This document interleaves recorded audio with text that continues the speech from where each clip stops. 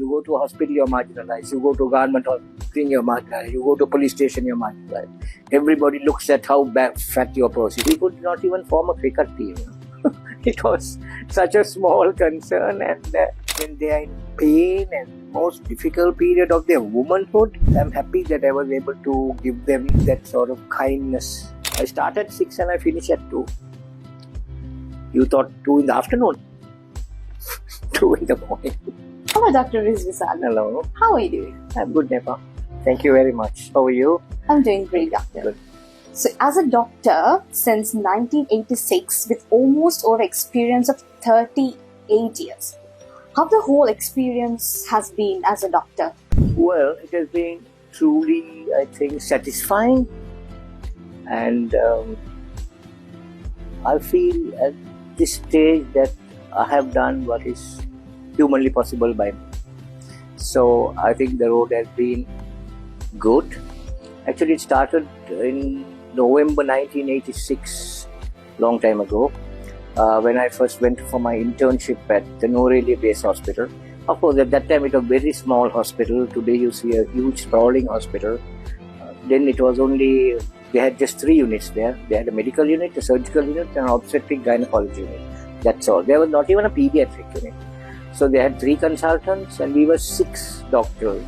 So that's it. Then in the OPD there was about 2 other doctors. We could not even form a cricket team. It was such a small concern, and it was catering mostly to the estate sector. Patients from the estates used to be brought in the estate lorries. So it was a very poor, helpless, and I could, there's nothing wrong in saying, totally neglected part of our society. Productive, but neglected.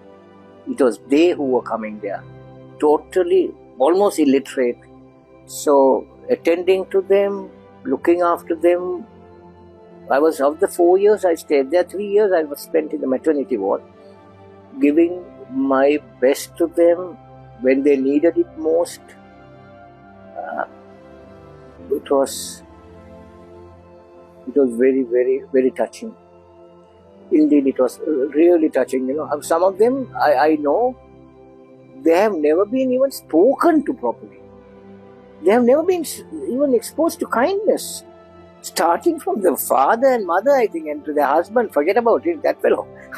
And when they go to work to plug these, I mean, they have been pushed from pillar to post, talked rudely, and you just talk to them nicely. I mean, they're so happy, you know. So I felt that, and at that moment when they are in pain and most difficult period of their womanhood, I'm happy that I was able to give them that sort of kindness. So it started there. That's where it started, you know. So it's very important, I think, when in the life of a doctor, where you start. Where you start, and my consultant whom I worked with first, a very human person, he was very strict. Today, even if I tell them a consultant comes to the hospital, he has to start his work at 8 o'clock, he comes at 7 o'clock. And to come at 7 in Norelia, it's difficult. And when he comes at 7, I have to be there at 6.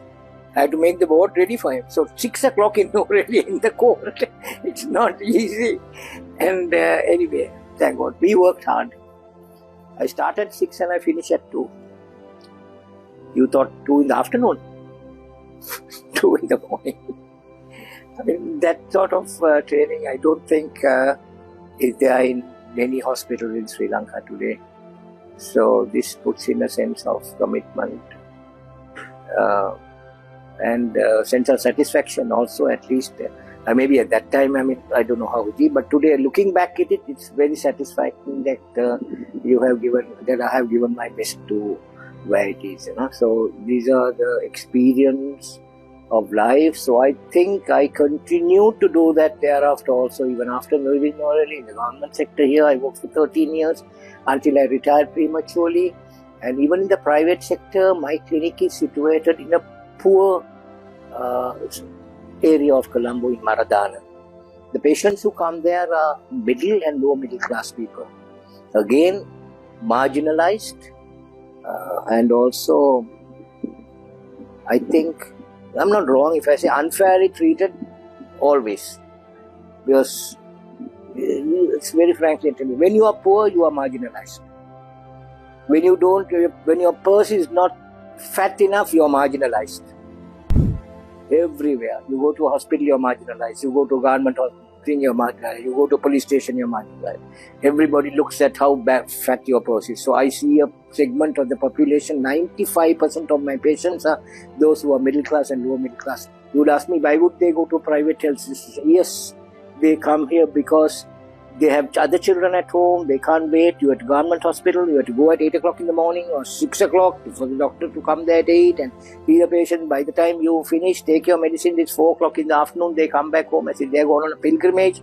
The other children are neglected, can't be looked after, and also a segment of the population that I serve has a language barrier, which they find it difficult to converse when they go to but that is why they come, not because they have fat purses.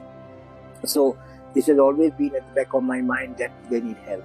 So that's been my journey of 38 years, I could say.